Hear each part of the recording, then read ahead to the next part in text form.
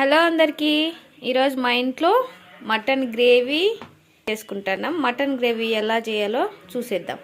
కావాల్సిన పదార్థాలు: ఎర్రగడ్డలు,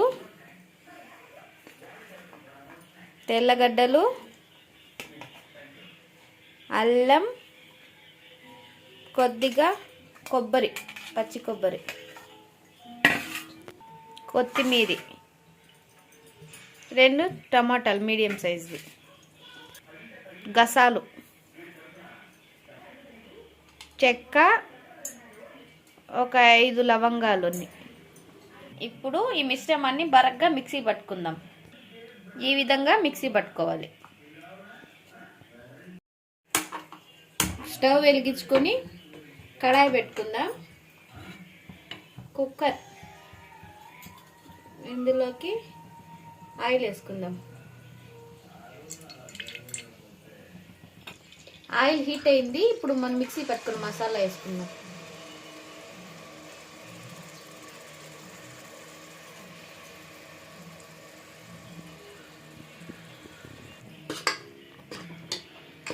బాగా కలుపుకుందాం.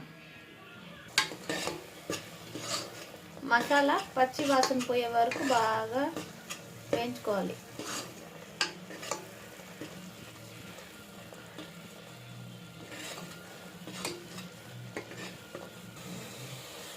ఆయిల్ ఇట్లా పైకి తేలే వరకు వేయించుకొని ఇప్పుడు ఇందులో మనం బాగా 2-3 సార్లు కడిగి పెట్టుకున్న మటన్ని వేసేద్దాం.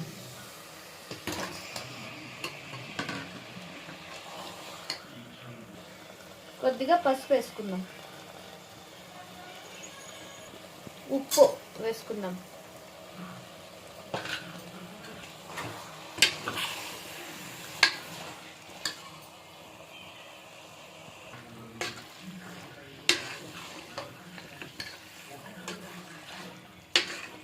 ఉప్పు పసుపు బాగా ముక్కలు పట్టే వరకు కలుపుకుందాం.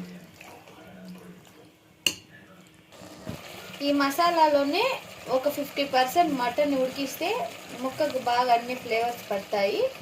ఇప్పుడు మూత పెట్టేసి కొద్దిసేపు ఉడికించుకుందాం.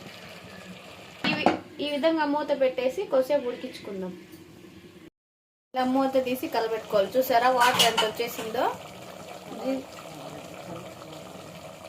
కలుపుకోవాలి. ఇప్పుడు ఇందులోకి మిరప్పొడి, ధనియాల పొడి వేసుకుందాం. మిరప్పొడి ఎంతమా? 1.5 టేబుల్ స్పూన్ అంత. ధనియాల పొడి ఎంత వేసుకోవాలమ్మా? 3 అంత వేసుకోండి. 1.5 మిరప్పొడి అయితే 3 ధనియాల పొడి. బాగా కలుపుకుందాం.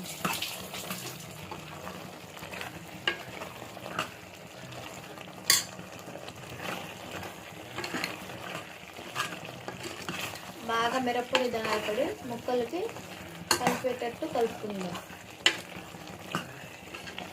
మసాలా వేసి నీళ్ళు వేస్ట్ చేయకుండా అందులోకి కొద్ది నీళ్ళు పోసుకొని దాన్ని కర్రీలోకి వేసేసుకుందాం.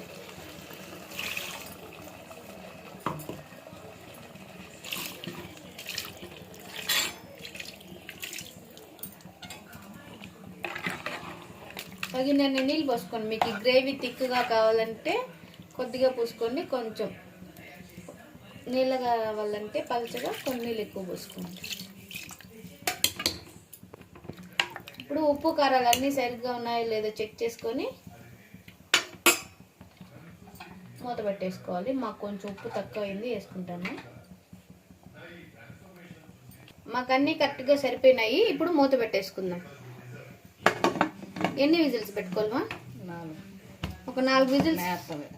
లేత మటన్ కాబట్టి ఒక 4 విజిల్ సరిపోతుంది. 4 విజిల్ తర్వాత కర్రీ ఎలా వచ్చిందో చూపిస్తా.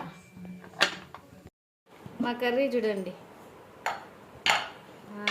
యమ్మీగా ఉంది కదా. మీరు కూడా ఇలా మీ ఇంట్లో ఒకసారి ట్రై చేయండి. మీకు కనుక ఈ వీడియో నచ్చినట్లయితే లైక్ చేయండి, షేర్ చేయండి మరియు సబ్స్క్రైబ్ చేసుకోండి. Thank you for watching.